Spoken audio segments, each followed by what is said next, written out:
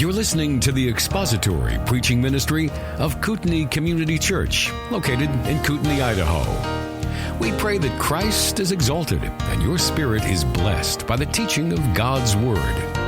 For more information about Kootenai Church, please visit us online at kootenaichurch.org. Welcome to the 2025 Equipping Conference. I'm trusting that everybody who paid for registration got a book on the way in. And Jeff, would you be willing to autograph those if people came up? I wanted to make sure. If you wanted, maybe you could ask Dave Rich if he wants to autograph it too. He's not here, so that would be funny though. Don't tell him I thought of that. Just do it on Sunday. We are grateful. I'm grateful to have had the chance to get to know Jeff. I met him a couple years ago at a Shepherd's Conference, and then about a year ago at a Shepherd's Conference, or a little bit more, I contacted him and said, hey, would you be willing to come and do an equipping conference for us? And I had heard Jeff speak at a Truth Matters conference. Truth Matters is a conference that Grace Community Church puts on, or did for a period of time. The Strange Fire Conference was one of the Truth Matter conferences, but a different title. And I heard Jeff do a presentation at a Truth Matters conference, and I thought that is just fantastic. I was so grateful for it. And if he is tied in with Grace Community Church, then we know that there's a solid brother there. And I've been pleased to get to know him, of course, yesterday and over the last couple of years. So if you have questions for Jeff for tomorrow's Q&A, the questions for tonight's Q&A are like your salvation. They're already predetermined. I have them up here on the stage. And so I'm going to be asking those of Jeff. But if you have questions for him based upon what he teaches tonight or through the course of tomorrow, our final session will be a Q&A, and we will go through as many of those as we can in the time that we have. You'll see 3x5 index cards on your table, so write the questions there and just drop them off here on my table down front and center at any time today or tomorrow. Colonel Jeff Williams served more than 27 years in active duty in the U.S. Army and then in our nation's space program. He retired in 2024. He's been an astronaut since 1996 and logged a record-setting 534 days in space on 4 different flights, flying on the space shuttle and Russian spacecrafts as well. And you'll notice in his biography that he serves in a Russian-speaking church, and it's because he speaks Russian. So you're obviously a Russian plant, but we're glad to have you here. He is the author of The Work of His Hands, A View of God's Creation from Space, which you got. And I was impressed with how thick that was. I thought it was just going to be mostly pictures, but there's actually quite a lot of writing that went into that. So I'm encouraged and looking forward to diving into that. And then Jeff currently serves as an elder of the Word of Grace Bible Church, a Russian-speaking Slavic immigrant community in Battleground, Washington. He's on the board of directors for Grace to You and the Getty Music Foundation, as well as the Institute for Creation Research. So with that introduction, Jeff, would you please come and share with us here tonight? And I think they're going to need to adjust the lights a little bit for the slideshow that Jeff has. Welcome. Give him a round of applause.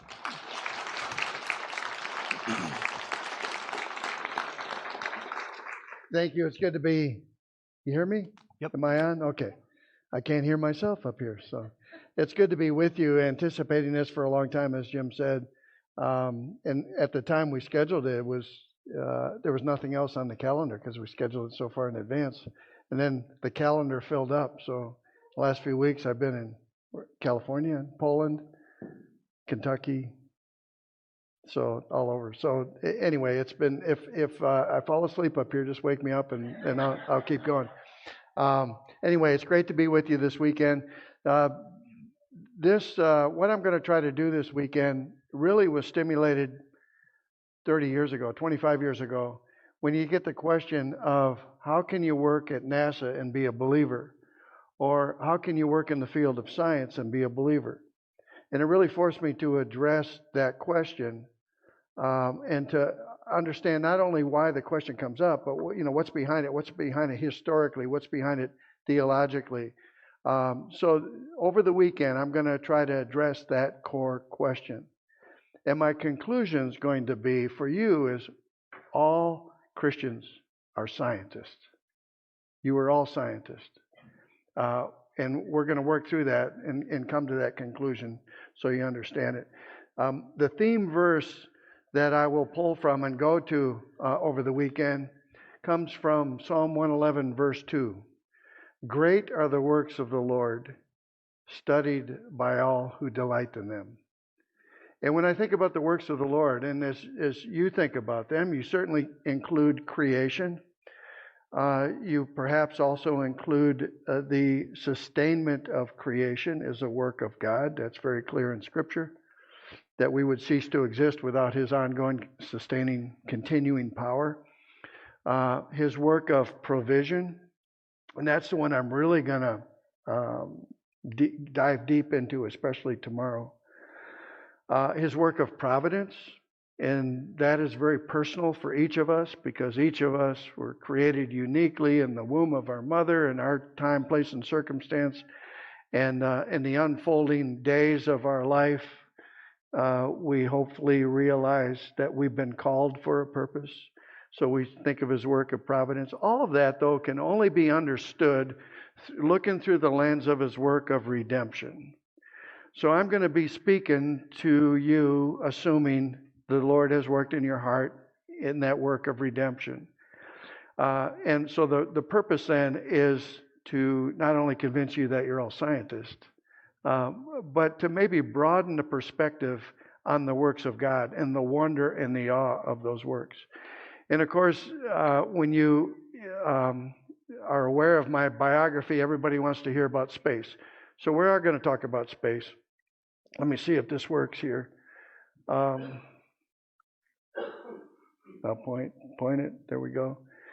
And I'll cover this. And we can actually turn the lights down up here a little bit. You don't need to light me up because we'll be watching the screen. But this is kind of the outline of the week, and it's also in your booklet here. Tonight I'm going to it's mostly going to be space flight and the experience in space flight because I want you to see the stage. But I'm going to try to weave it in through looking at it from a biblical worldview. And then tomorrow we're going to go deeper into it. The first session tomorrow, man's work of creation, or God's work of creation, man's work of science. So I'm going to introduce these concepts in a little more depth. And then we're going to do a couple of history lessons. We're going to go into history and see why it was the biblical worldview that really lit what we call the age of science. When we look back at names like Isaac Newton, Kepler, Boyle, Maxwell, and others, we'll go into that a little bit. And I'm going to demonstrate to you that it was really the Christian worldview that ignited the age of science, sometimes called the scientific revolution, that really put us on the pathway to what we take for granted today. But we'll talk about that. But then in parallel with that, we'll talk about another chapter of history, and that is why the conflict, or the perception of conflict, came to be. How can you work at NASA and be a believer? And it comes from that thread of history we'll talk about. And then wrapping it all up, the final session will be how can we as Christians redeem our biblical worldview of science and technology, and hear the acronym STEAM all the time, or STEM, STEM, and then added A recently for science, technology, engineering, math. The A was added for art, because it all is truly understood through a biblical worldview. So that's kind of the goal of the weekend. But tonight, I'm going to give you a little bit of perspective for spaceflight. Now, everybody, I've traveled a lot, speak to a lot of people. Everybody loves the idea of space. It just intrigues everybody, right? We're fascinated by it. I did not take this picture. This picture was taken by the Webb Space Telescope, which is the most recent telescope to be launched. It flies way out there, way out in the lunar system, actually. So deep space. This was a picture taken by the Webb. I just put it up here to show an illustration of the farther we look, the more we see. And we see, what do we see? We see something that just draws our attention. And we use words to characterize this like beauty, awe, and wonder. And you'll hear me say it throughout the weekend. When you think about beauty, when you think about wonder, they demand God as the explanation. And there's two things that I want you to be thinking about for the weekend, two aspects of it. One is the objective thing that we look at and see and observe. and the quality of those things that we see and observe. But then the second thing I want you to consider as we go through this is your response to it. In other words, we look at a picture like this and it draws our attention. And we realize, oh, it was taken by a telescope deep in space, and it draws our attention. It's beautiful. It's awesome. It invokes wonder. That's the objective character, how we would describe that. But then why do we even care? It's because we bear the image of the Creator. So those two things as we go through the weekend, I want you to keep that in mind. The objective of what we see, observe, and then our response to it. When I look at your heavens, the work of your fingers, what is man that you are mindful of him? This humbles us. It has a humbling effect on us when we see what we recognize as the works of God. Studied by all who delight in them. We'll get back to that Psalm 111 a little bit later. But let's get a little bit closer to Earth. This is the vantage point I want to take you to. It's ironic that every astronaut that I've known, historically and contemporarily and currently, they go through life with this dream to become an astronaut and go to space. And as soon as we get to space, whether it's just in orbit around the Earth or historically going to the moon, and actually we did land on the moon for anybody you that has a question. And I'll throw this one out too. The Earth is not flat. But the object of the focal point of everybody's attention when they get off the planet is the planet Earth. We're going to talk about that too. It is filled with beauty and wonder and awe, and it is our home, and it's designed for our habitation, and we know all that. We're going to look at that a little bit deeper. This is the vantage point I want to take you to. This is low Earth orbit. We're about 250 miles above the Earth, orbiting the Earth from the International Space Station. But I want to tell you the story and how we got to where we were able to do that, to get to this vantage point. We see sites like this, here's a moon set. And we're so just a beautiful shot there. The sun is behind us, illuminating the moon, but you can see we're looking over the dark side of over the horizon of the Earth. You can see the shadow of the cloud there, just to give you a little perspective. The Psalms speak to all of this. The Psalms actually are full of science. And you're familiar with the Psalm. He made the moon to mark the seasons. We're going to talk tomorrow about measurement of time, right? And here's a very simple measurement of time. The moon gives us a cycle of about 30 days, right? Almost 30 days. It's a monthly cycle. It's marking the time, marks the seasons. Or a sunset. We'll look a little closer at this. You can see the atmosphere there. Here's the sun just disappearing over the horizon. The sun knows its time of setting very precisely, and we can predict it. No matter where we are. So there's an order to God's work that we observe. It's very obvious to us, but we take it for granted. We don't always think about it. Or this picture of the globe, again, invokes beauty. And just to orient you, on the bottom of the screen there is the island of Cuba. And off to the right of center are the Bahamas, the coral reefs. The turquoise blues of the islands around the Bahamas, and then the Florida Peninsula reaching down from the upper part of the globe there. He stretches out the north over the void and hangs the earth on nothing. From the oldest book in the Bible, Job chapter 26. And I can tell you, haven't orbited the earth 16 times a day times 534 days. You do the math. There are no strings attached. He truly does hang the earth on nothing. Let's come back to Earth, though, and I'll give you a little bit of a technical briefing on the history of the space station. This, of course, is the space shuttle. Anybody ever see the space shuttle launch when it was flying? Anybody in here? Okay, there's one hand there. I see. It was amazing, right? If you got the closest you could get to was 3 miles to watch a launch. So sound travels a mile every 5 seconds or so. So it would take 15 seconds for the sound to get to you after liftoff, after the solid rocket boosters lit off. When it lifted off the launch pad, it weighed about 4 million pounds. Most of that was fuel. It was producing at this point 7.5 million pounds of thrust. Very precisely designed, precisely made to carry about 40,000 pounds of payload and a crew of 7. That was the average mission. It was designed to put up a space station. And 7.5 million pounds at liftoff to get to orbit. And the trajectory of the rocket, when the rockets were firing, were less than 9 minutes. 8 minutes and 53 seconds to be exact, to get to orbit, to get to that velocity necessary to orbit the Earth and to stay in orbit and not re-enter the atmosphere. And that velocity is roughly 17,500 miles an hour. I'm throwing out some numbers here because I want you to see the precision in this, and we're going to get into this more tomorrow. There's an amazing order to God's work of creation, and that order itself is the central component of His provision for our good and His glory. That's why you're all going to turn into scientists, because you're going to appreciate the order that God did in His work of provision. So 7.5 million pounds of thrust, a little less than 9 minutes. This is what it looked like. Now, I don't know if you have audio or not. Maybe we didn't check this earlier. There we go.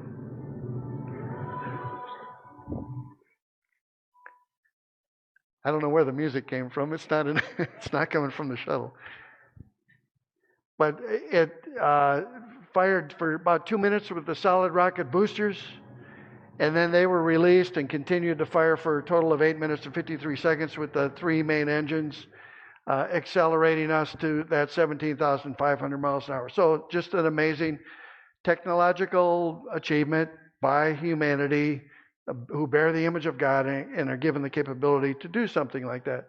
We also, Russia was mentioned earlier. I've spent a lot of time in Russia. Russia is a partner with us in the International Space Station. It's a long story of why that came to be, but it was geopolitical goals and objectives that kind of drove it to that. After the Soviet Union fell, we partnered with Russia for a bigger purpose than spaceflight. But nonetheless, because of the partnership, we work very closely with Russia. Even now with the war going on, ironically, the partnership is very strong. We're working with the governments are leaving us alone because we need each other. We cannot continue the space station program without each other in the partnership. They can't do it without us. We can't do it without them, the way the system is designed. So 3 times I launched on a Russian Soyuz rocket. A lot of history there. I grew up in the Cold War. Served in the Army in the Cold War. We were in West Germany for 3 years. Soviet Union was the enemy. Never did I imagine I'd be partnering with them, working with them, and then launching on their rocket from Kazakhstan. So I launched on this thing 3 times, returned to Earth 3 times on the Soyuz landing, taking off and landing in the country of Kazakhstan, halfway around the world. So it's a workhorse. It continues to rotate. Part of the crew of the space station, 3 of the current crew size of 7 rotate on a Russian Soyuz. The other 4 rotate on a SpaceX Dragon vehicle. So a key part of the program. Here's a beautiful shot. Again, invoking beauty. What is this? This is a Soyuz rocket still firing, and where it is the point of light there in the upper part of the screen. And the plume is coming out behind the rocket, and it's way up out of the atmosphere. So it spreads out, and it's being backlit by the sun. The sun is over the horizon. On the bottom part of the screen, you see the atmosphere backlit by the sun. The horizon right there is where you see the orange. And then you got the squiggly line going up, and that's because you're looking straight back down the trajectory of the rocket that lifted off and came up out of the atmosphere, and it's chasing us right now. This picture was taken from the International Space Station. So the timing was perfect to get the shot. It's one of my favorite shots, watching a rocket in process heading its way to the space station. And then here's hours later, an approaching Soyuz spaceship the picture taken from the International Space Station, approaching the docking port to dock to the space station to join the crew that's there. So that's the perspective that we have when we have our friends, our visitors coming from Earth to join us on the International Space Station. Now, the space station itself, let me give you a little history because that's the illustration that we're using for this weekend. We partnered with Russia in about 1992, 1993, and combined what we had been developing called Space Station Freedom with what they were developing that they were going to call it the Mir 2 space station. Maybe that's too much detail for our purpose, but that's okay. We started building the space station in 1998. We launched the first two elements in 98. The U.S. built the upper right component, and the Russians built the lower left component. And my first flight, this is what it looked like. About 70 feet long or so. So, about the length of this room, I guess. So relatively small. I mean, that seems big, but it compared to the space station, it's relatively small. So it was built piece by piece, is what I'm trying to get to. And over the years, we put it up piece by piece from 1998, finished it in 2010. Spacewalks were an integral part of the operation. We had to do spacewalks to put it together. I did 5 of them in my career. This was during my first spacewalk in 2000. And then we added modules to it. Here's another Russian module got added. That put life support up there. We added solar arrays to bring us power. And we got to this point, and then we were able to launch the first, what we call the expeditionary crew, establishing permanent presence on the space station. And that occurred in the fall of 2000.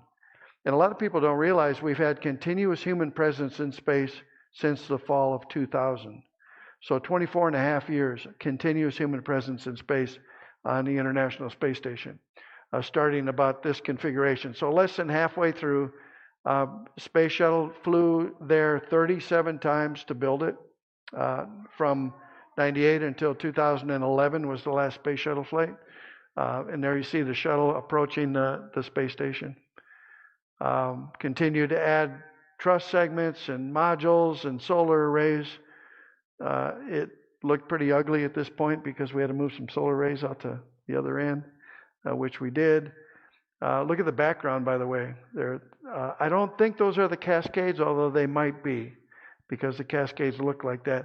And people ask, how did you take this picture? Well, this picture was taken from the space shuttle. We got pictures of the space station with every space shuttle flight. After undocking, the shuttle would back away, fly around the station one time, take a bunch of photography, and so that's how we got pictures like this from the space shuttle. Another spacewalk. We'll talk more about that later. Here's the space station in its final configuration. It's bigger than a football field. Inside the pressurized modules that were connected together with hatches open, it's the volume of a 5,000 square foot house. And as I mentioned, now we have a crew of 7 on board. So it's huge. It weighs about 1 million pounds if you could weigh it. Now it is, I think, ideal to study the Earth. Ideal vantage point to study the Earth. If you look at this picture, you imagine the globe of the Earth, the equator. We're in an orbital plane that's 53 degrees roughly inclined to the equator. So we cross the equator, go up to 51.6 degrees precisely is where it is, north latitude, come down, cross the equator, 51.6 degrees south latitude, cross the equator again. That's one orbit. When we come around after an orbit, we cross the equator about 1,500 miles to the west of the previous crossing. We orbit the Earth every 90 minutes. The Earth, of course, is rotating once every 24 hours under us. So every time we go around, the Earth is rotated just a little bit more. And again, it's about 1,500 miles to the west of the previous crossing. So you can see we cover the entire globe of the Earth, except for the polar regions. So it's a great vantage point to study the Earth and to study the provision that God has put in His work of creation for our good, for His glory, for all of the things we take for granted that we have around us just to support life. it's a great vantage point to study that. And over the weeks and months, you watch the seasons go by. You watch the snow covering work down in latitude in the fall. You see the thaw work its way north in the spring. You see later in the spring the fields go from brown to green. We were talking earlier that one of the things that jumped out at me in the last flight in 2016 were the huge, bright yellow fields of rapeseed in Canada and also Eastern Europe. So you get to study all those kinds of things, and we'll talk more about that, some of those examples a little bit later. Here's a view from our vantage point, looking out the window of the space station, looking up the Andes Mountains. So we're looking north. We're at the southern tip, or close to the southern tip of South America, looking north. So those mountains are the Andes of Chile and Peru and those countries in South America. Or here's a view at night. You see the star field there, just an incredible star field. The yellow arc there is the atmosphere. So what always impresses people is when they see the globe of the Earth and you can see the visible sign of the atmosphere, how relatively thin the atmosphere is relative to the diameter of the Earth. The atmosphere, of course, is a key component of our life support system. What we have to duplicate to go to space, to maintain the oxygen levels, to maintain humidity levels, to maintain carbon dioxide levels. We have to manage all of that artificially, if you will, in the space station.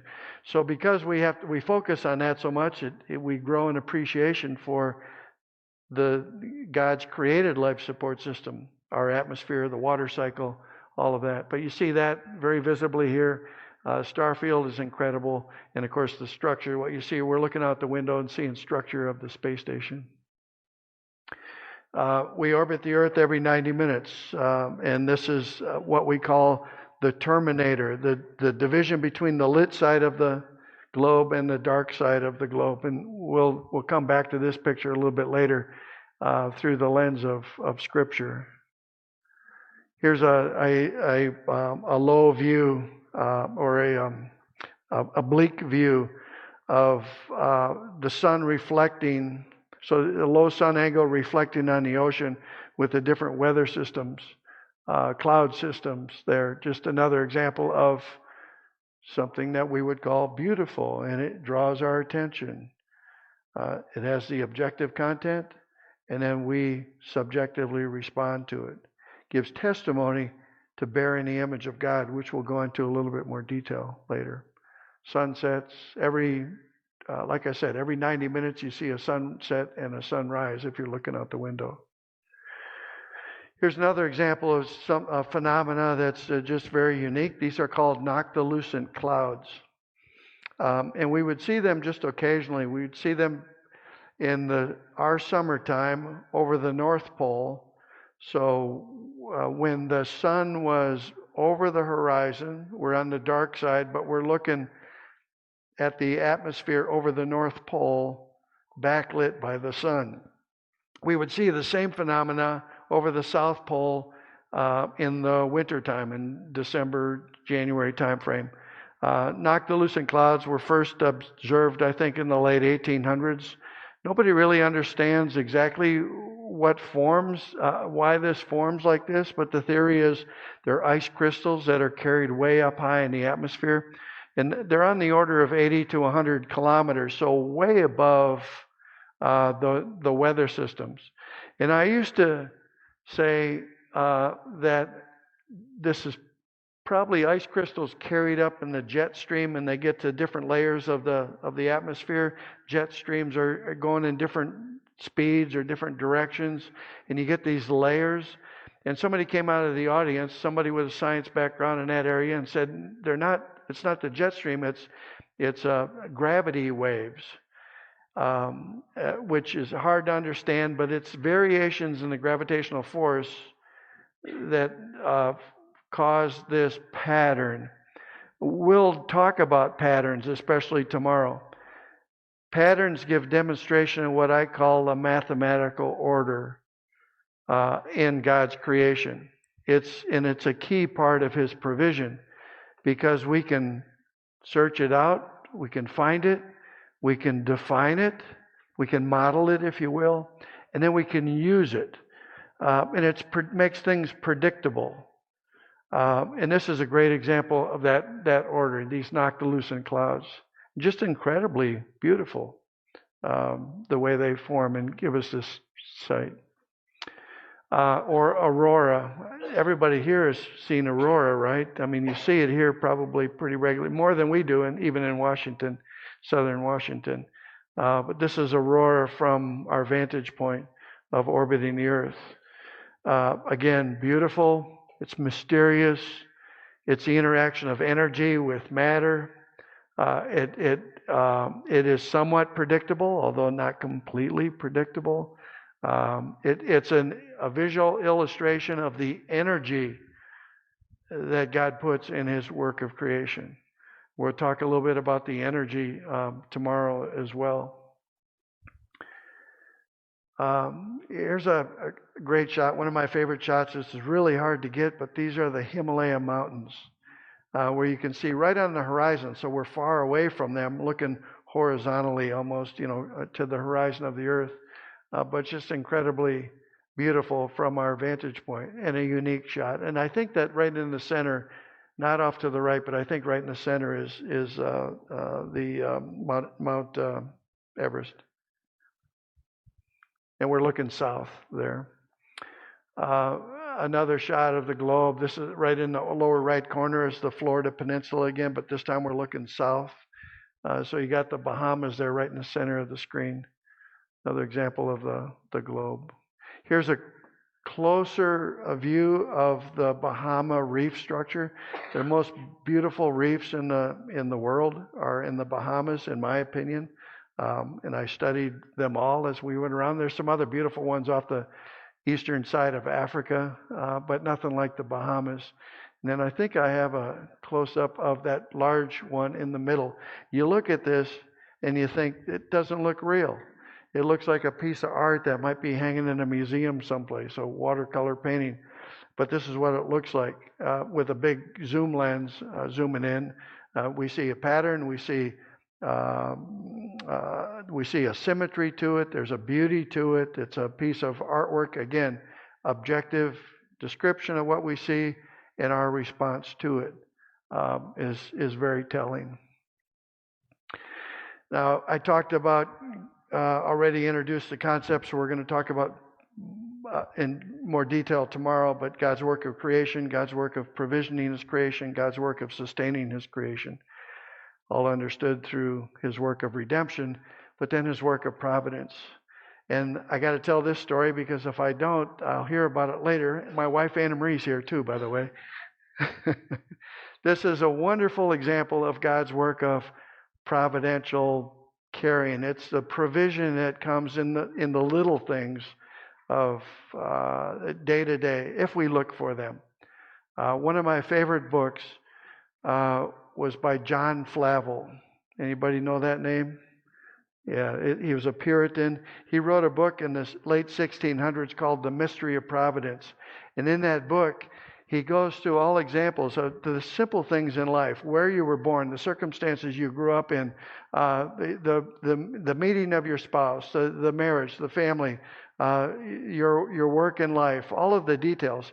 What he's trying to do is he's saying, this is all the outworking of the providence of God, and it's personal for you. And as Christians, as believers, we have a duty to look for God's providence in our life and to acknowledge it and to give thanks for it and to grow from it and let that motivate us in our faith. That was Flavel's book. I read that first in the mid-90s, I think, and I think I've read it 6 or 8 times since then. Very powerful book. So this picture reminds me of God's work of providence. This was May of 2006. I've been to space 4 times. The first one in 2000 was 10 days long. 2006, I had my first of 3 6-month flights on the space station, expedition flights to the space station. So this was the first one, 2006, in May. We're about 6 weeks into our stay. We're only a crew of 2. My Russian crewmate, Pavel Vinogradov, and me were alone. It was after the Columbia Space Shuttle accident, the loss of that crew. The shuttle was grounded. We were just keeping the station alive for about 2.5 years until we got the shuttle flying again and resumed assembly. So we went down to a crew of 2 because we lost our ability to supply the station as efficient with the shuttle grounded. So to reduce the food and clothing and everything else, we went down to a crew of 2, 1 American and 1 Russian. So Pavel and I had been on board for 6 weeks into a 6-month stay. So the end was far off. 6 weeks was, it's not boring up there, but, no matter what you're doing, where you are, sometimes you get into a little down day, right? It's okay, I've been here 6 weeks. There's no end in sight. We're very busy. In a sense, it's a little bit of a grind going on, but we all have those down days. So I was having kind of a down day. And Anna Marie and I had talked that morning. We talked every day. I could call home, and we talked at least twice every day. So that was good. Our connectivity was good. But it was about 10 or 10:30 in the morning, and I went back to where Pavel was working. We would get together typically almost every day and have a little break time and have a bag of tea. You don't have a cup of tea, you have a bag of tea. You drink it through a straw. And we spent, 15 minutes just chit-chatting or whatnot. And I was about to head back to the other end of the space station, get back to the task I had been assigned to. And I floated over one of the windows, and I looked out the window, and I saw we were passing over the Aleutian Islands of Alaska. So it had become my motivation and my habit to take as many photography pictures opportunity that I could get up there. I knew that it was a unique experience, a unique opportunity to take some unique photography. So I was highly motivated to do that. So I grabbed the camera, had a big lens, 400 millimeter or 800 millimeter lens, and started taking pictures, first of one island, then the next island, then the next island. Something in the back of my head said, hey, that last one didn't look right. I went back and reframed it, and there was this Cleveland volcano is the name of it, I learned later, erupting. And you can see the entire plume is in the picture. So the eruption had just started. So I got all excited. I snapped off 3 or 4 pictures before it went out of view, and then raced to the other end of the space station, got on the radio, called Houston, and said, hey, we just flew over the Aleutian Islands. I discovered this volcano erupting. I got some pictures. I put them in the downlink. Come and downlink those pictures. Take a look at them. And I was all excited and got Mission Control in Houston all excited. We finished that call. I went back to work, but I set the alarm on my watch to be back in the window to take more pictures of that volcano 90 minutes later, because we were going to pass over it again, the next orbit. I went about my work. In the meantime, there's another astronaut, Steve Bowen is his name. He was the Capcom in Mission Control, the guy I had been talking to. He got on the internet, discovered the Alaskan Volcano Observatory, called them up. Said, hey, this is Steve Bowen calling from Mission Control down in Houston. We just got a report from the International Space Station that one of your volcanoes is erupting. Thought you'd like to know. And he, I'm paraphrasing, of course, but he could tell on the other end of the line, the lady he was talking to was one of the scientists there, wasn't quite going to buy into this. Certainly this is somebody playing a prank on her. But she was very gracious, very cordial. He tried to convince her that no, I really am down in Mission Control. We really did get a call. They weren't aware of it because it turned out, we learned later, they have got sensors out there in those remote islands, but they don't have real-time transmission of the data coming back. They get the data, as I recall, maybe twice a day or something. So they weren't aware of anything. Anyway, he got her name and phone number up to me, and I called her up and said, this is Jeff Williams on the space station. I heard you got the report of your volcano. Did you get my pictures yet? And there's a hesitation on the other end, and it sounded different in those days, especially. There was a delay in the transmission if you got a call from the space station. I could tell she was really uncertain, unsure. Certainly this is a prank. Am I going to buy into it? But she was, again, very cordial. I said, well, you didn't get my pictures yet? Okay, I'll email them to you, which I did. After the flight, we had a lot of fun with it. We had a call and shared stories, and it was a big hit for this team up in Alaska in the volcano observatory there. But I was so we had fun with the call. I was back in the window 90 minutes later to take some more pictures of the volcano, and there it is. Not a puff coming out of it, just fresh lava that had flown down the side of the rocket. The plume had detached, and later they sent me a picture from that they had ordered from a satellite, a big wide view of it, and you could see this big puff of volcano plume a couple hundred miles downwind of the volcano, and the volcano's clean like this. To this day, I'm the only person that I know of, either on or off the planet, that saw that particular eruption. And then I learned later that Anna Marie was praying for me that day specifically, Lord, bring something into his day to lift him out of his slump. Never did we imagine that he would send a volcano eruption. So it's a great story. It's an encouraging story, but I really tell it to make the point that the Lord works in your day, each and every day, in the little things. And we as believers have a duty to look for those providential circumstances that unfold. That they don't always look like they're favorable, right? But usually in the end, we see, okay, there was a purpose in that. And we have a duty to look for that, to acknowledge it, to thank God for it, and to grow in gratitude for his work of providence. From our vantage point, we also have opportunities to see kind of the larger scale things that we can contemplate. So here we see the Nile River Delta. So we see a lot of history here. We see biblical history. We see extra biblical history. We see modern history here in this shot. The Sinai Peninsula is off to the right. You can, if you look real close, right to the right edge of the dark area, you can maybe pick out the Suez Canal. Which is of great strategic importance today. So there's a lot in every picture that you can look for from our vantage point that you can consider. Ancient history. By the way, right down here in the lower part of the picture there at where the Nile River comes and starts widening out, you see that light area there? That's got some ancient history in it. And here's a close-up. So that from our vantage point, this is an example of the pyramids there. Now you can't see these with the naked eye from the space station, but through that 800 millimeter lens, this is what it looks like. So it's a great vantage point to contemplate what's currently going on, but also to get another perspective of history. And I'm a study of history. I love history. So it was very encouraging for me to be up there and to contemplate history from that vantage point.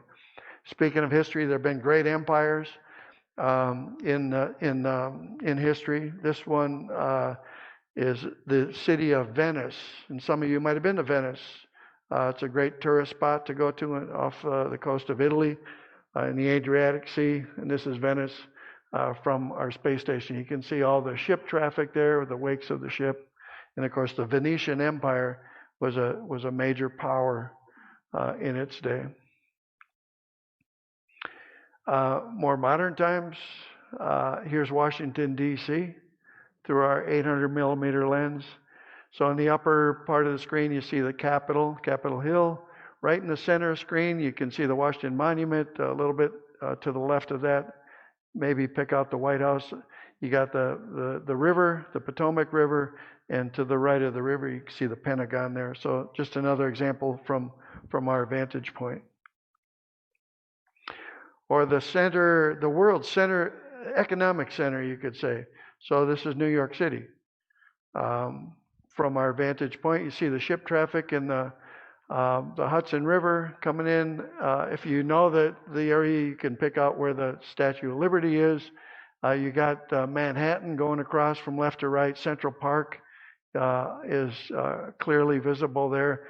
The tip of Manhattan is where Ground Zero was, and we had a crew on orbit at 9/11. So they were able to see the results of 9/11 from the space station. And that was Frank Culbertson was the American on board at the time, and he had some amazing testimonial observations from, he felt very isolated at the time. I mean, we all went through, it was a tragic period of time for all of us, tragic day. He was particularly isolated. And frankly, his Russian crewmates were very sympathetic to him during that time. But a lot of content in every picture. That's my point for us to consider. And we're going to go into more detail in that tomorrow. Just to complete the arc of a spaceflight experience, though, that again will be illustrations for us, particularly tomorrow. We have to get back to Earth. And I'm trying to also address some of the questions that are typically on your minds. How do you get back from Earth? We know how you get there. You'll ride a rocket. You're going 17,500 miles an hour, orbiting the Earth every 90 minutes. That's a lot of energy that has to be dissipated to come back. Well, basically, to get back, we get back in our spacecraft. The space shuttle, of course, was different. It came back like a glider. After slowing down just a little bit, now you fall into the atmosphere. It came back like a glider through the atmosphere, landed on a runway. A space capsule, though, like a Russian Soyuz or also the SpaceX Dragon, does it differently. We undock from the space station, and then flying backwards, we fire the main engine of the spacecraft for a few minutes.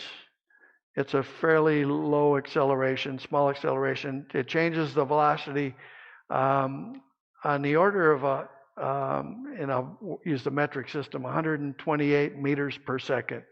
So 25,000 kilometers an hour, 17,500 miles an hour. That's a big speed. You just have to change. You have to slow down just a little bit to now fall into the atmosphere.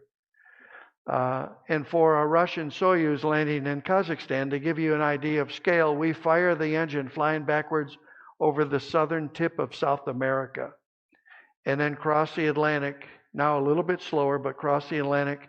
Go across the northern part of Africa, the Sahara Desert, go into a deep, high G, high temperature entry into the atmosphere over the eastern end of the Mediterranean Sea, where you're in a fireball, literally, and you're feeling 4 Gs. So if I weigh 200 pounds, it feels like 800 pounds coming through the atmosphere. And that lasts about 10 minutes or so, and then you slow down enough where the fireball starts diminishing, the G loading starts diminishing, and then suddenly you go subsonic. And what struck me when you went subsonic is now you could hear the wind, the gushing wind outside the spacecraft. Prior to that, you couldn't hear any wind because you were supersonic. And shortly after that, there'd be a big explosion, and the drogue chute came out, and it was tied off center of the spacecraft. And at that time, the spacecraft is by design rotating, so you're getting thrown back and forth in the seat, in the straps, for about 20 seconds or so.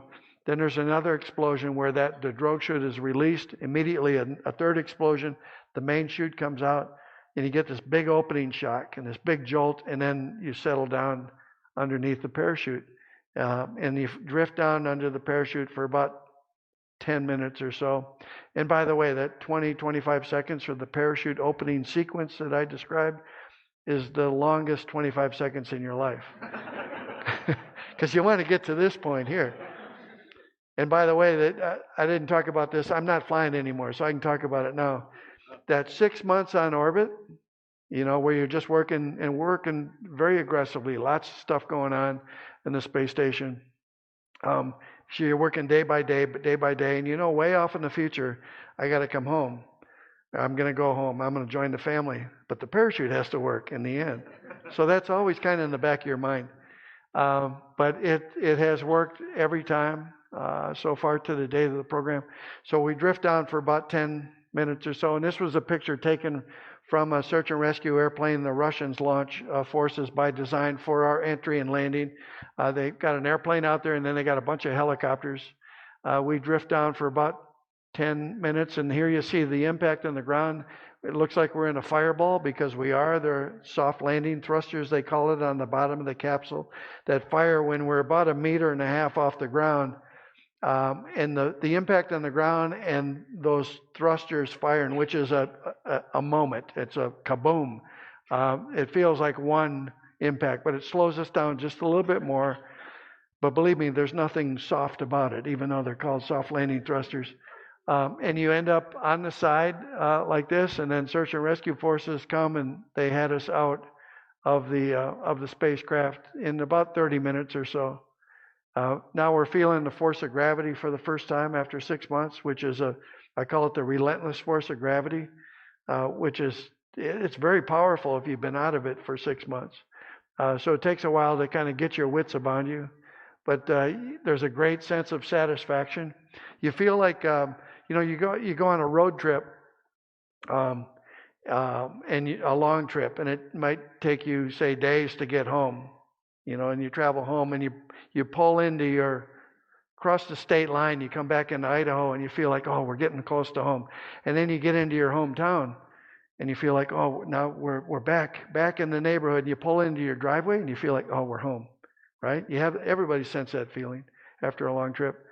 When the motion stops after you're laying on your side, hanging in the straps, under the relentless force of gravity in the middle of Kazakhstan, halfway around the world, you feel like you have that same feeling. We're home, back on the planet. So just an incredible experience. And the first thing I was able to do was take the satellite phone and call home to Anna Marie. Actually, you were in Russia, I think, waiting for me at this point. So what I'm giving you is just a glimpse of the experience, the personal experience, because we're going to use this as an illustration tomorrow to address the things that I've talked about. I could talk for a long time just on the geopolitics of it, the awe and wonder of working in this partnership, this international partnership, which, by the way, includes not only Russia, but Japan, the European Space Agency, and Canada as partners. Thank you for listening to the latest podcast from Kootenai Church. If you'd like to learn more about Kootenai Church or to donate to our church ministry, you can do so online by visiting kootenaichurch.org. We hope you enjoyed this podcast and pray you'll join us again next time. Once again, thank you for listening.